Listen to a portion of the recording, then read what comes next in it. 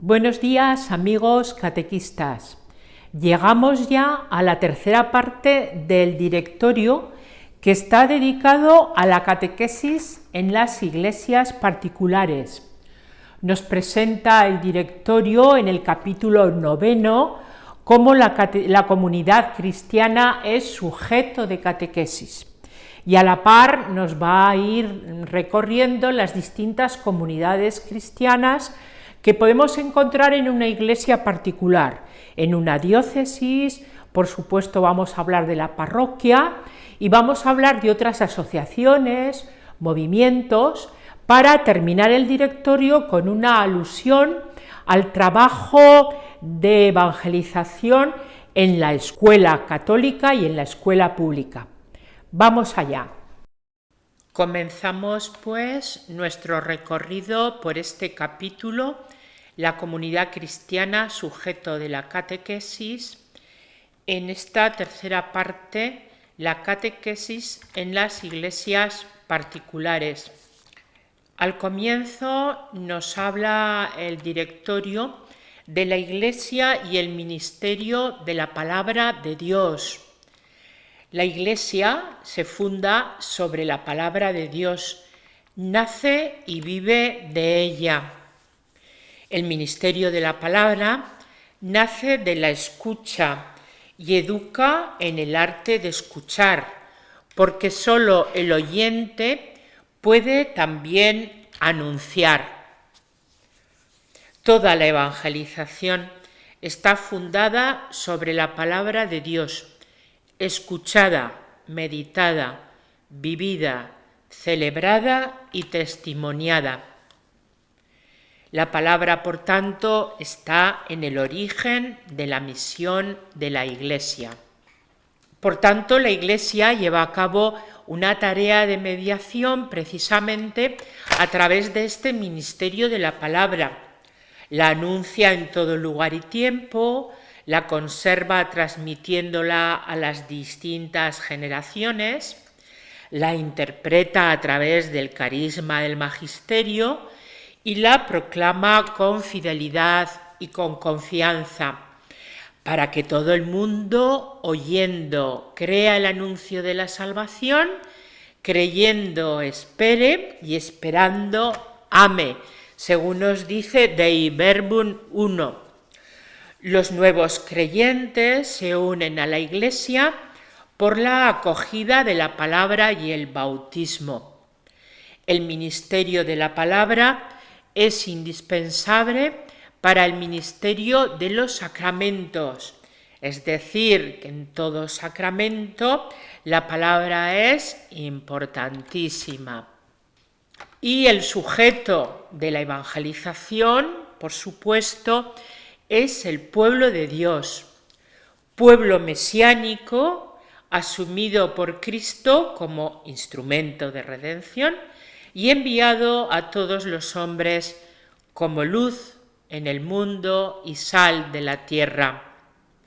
Esto nos lo dice ya el concilio en la Constitución sobre la Iglesia, en el número 9. La unción del Espíritu le hace partícipe, por tanto, del oficio profético de Cristo y lo colma de dones. Dones como el sensus fidei, es decir, el sentido de la fe que le capacita para discernir, dar testimonio y proclamar la palabra de Dios. Por tanto, la responsabilidad de la evangelización concierne a todos los bautizados. En virtud del bautismo recibido, cada miembro del pueblo de Dios se ha convertido en discípulo misionero. La nueva evangelización debe implicar un nuevo protagonismo de todos los bautizados. Y un camino de evangelización hoy importantísimo es la sinodalidad. Sinodalidad que significa caminar juntos, hacer el camino con otros. La misión requiere hoy una mayor capacidad de compartir, de comunicar, de reunirse, para poder ir juntos por el camino de Cristo, dóciles a su espíritu. La sinodalidad propone objetivos muy importantes para la evangelización. Lleva a discernir juntos qué caminos vamos a seguir. Conduce a actuar en sinergias, es decir, a sumar entre todos los dones de todos, y evita el aislamiento de alguna parte o de sujetos individuales. Por tanto, fijaros que entre todos tenemos que caminar juntos para que esa evangelización sea una realidad. En el capítulo 2, en el punto 2 de este capítulo 9, se nos habla de las iglesias orientales y cómo la Iglesia Católica aprecia pues, las instituciones, los ritos litúrgicos, las tradiciones y la disciplina de la vida cristiana de esas iglesias orientales. En Oriente, como se recomienda hoy en la Iglesia de Occidente, la catequesis no puede separarse de la liturgia, de la comprensión de la celebración, de lo que se celebra y de la plena asimilación de lo que se ha celebrado, extraen un plan de vida. La mistagogia es, pues, el contenido de esta existencia redimida, santificada y en el camino de la divinización, y es el fundamento de la espiritualidad y de la moral. Por tanto, la liturgia nos recuerda cómo todos nosotros tenemos que centrar nuestra vida en la Pascua de Cristo Jesús. Todos los catequistas deben ser instruidos y formados en ritos y normas del carácter interritual con las iglesias orientales. Ahí tenemos una celebración ecuménica en la que vemos una barca con distintos remos, con actitudes, ¿no?, que nos ayudan a remar todos juntos. El tercer punto de este capítulo 9 son las iglesias particulares. El anuncio, la transmisión, la vivencia del Evangelio se realizan siempre en el seno de una iglesia particular o diócesis. La iglesia particular es la iglesia encarnada en un espacio determinado, provista de todos los medios de salvación dados por Cristo, pero con un rostro local. Viviendo en un espacio determinado, las iglesias particulares evangelizan arraigándose en la historia, la cultura, las tradiciones, las lenguas y los problemas del pueblo. La catequesis participa en la transformación misionera, sobre todo creando espacios y propuestas concretas para el primer anuncio y para el replanteamiento de la iniciación cristiana en clave catecumenal. Por eso es tan importante en la diócesis la catedral, la sede del obispo. Ahí tenemos una imagen de la SEO de Zaragoza. Y dentro de cada diócesis, las parroquias. Parroquias que son la misma iglesia que vive entre las casas de sus hijos y de sus hijas. O como decía el Papa Juan XXIII, es como la fuente de la aldea a la que todos van para apagar su sed. Está en contacto con los hogares, con la vida del pueblo. Es presencia eclesial en un territorio, ámbito de la escucha de la palabra, del crecimiento de la vida cristiana, del diálogo, del anuncio, de la caridad, de la adoración y de la celebración. Se presenta como parroquia afecta sobre todo a la catequesis, el que entendemos que es la parroquia comunidad de discípulos misioneros, personas que hacen experiencia viva de Cristo resucitado, viven nuevas relaciones fraternas y se convierten, por tanto, en el primer y natural anuncio de la fe. Una mentalidad misionera que invita a la catequesis a descentrarse, a escuchar, a salir al encuentro de las experiencias vitales de las personas, de la vida concreta de cada uno de sus miembros, iluminándolas con la luz del Evangelio.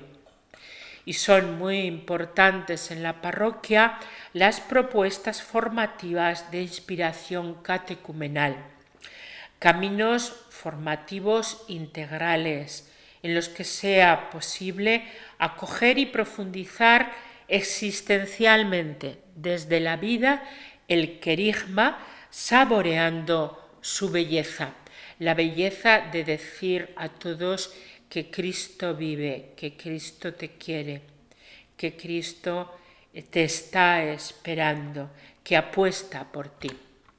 También otro aspecto importante son las asociaciones, los movimientos y los grupos de fieles, que son un don de Dios para la nueva evangelización y también para la actividad misionera de la Iglesia.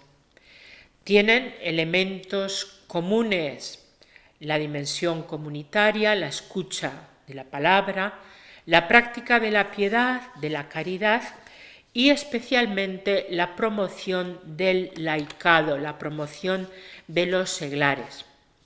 Suelen dar en todos estos movimientos, grupos y asociaciones una gran importancia a la formación. Los itinerarios formativos que profundizan en el carisma específico de cada una de estas realidades nunca pueden ser alternativa a la catequesis, que sigue siendo esencial en la formación cristiana. Tenemos un grupo de scouts. Y también otra realidad comunitaria es la escuela católica, que es comunidad de fe que se basa en un proyecto educativo caracterizado por los valores evangélicos. La escuela católica es un sujeto eclesial que hace visible la misión de la Iglesia, sobre todo en los ámbitos de la educación y la cultura.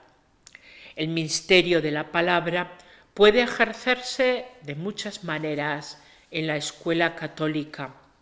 La enseñanza de la religión católica y la catequesis son nucleares, son especialmente importantes dentro de esta comunidad educativa.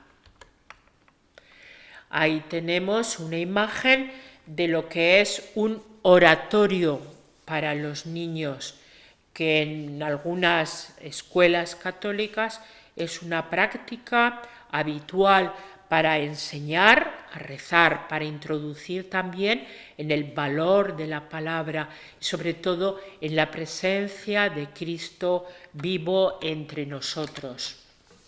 Y por último, la enseñanza de la religión católica en la escuela. La enseñanza religiosa escolar está llamada a penetrar en el ámbito de la cultura y a relacionarse con los demás saberes. Como forma del ministerio de la palabra, la enseñanza religiosa escolar hace presente el Evangelio en el proceso personal de asimilación de la cultura de forma sistemática y crítica en todos los destinatarios, en todos los alumnos y en todas las edades.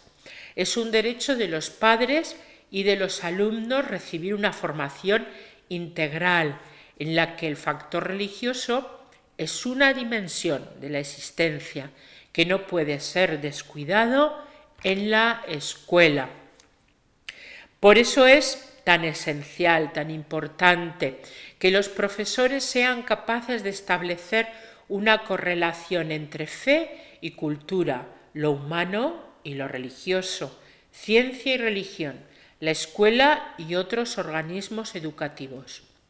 Se exige a los maestros que sean creyentes, pertenezcan a una comunidad cristiana y estén dispuestos a dar razón de su fe a través de sus competencias profesionales como docentes. Os invito, después de haber trabajado este tema, a que lo hagáis con el directorio delante. Os invito a que vayáis leyendo el directorio y estos vídeos son una excusa para poco a poco irlo estudiando. Fijaros que los próximos años vamos a hacer referencia a este directorio y vamos a trabajarlo también por zonas y por comunidades. Buen trabajo, amigos.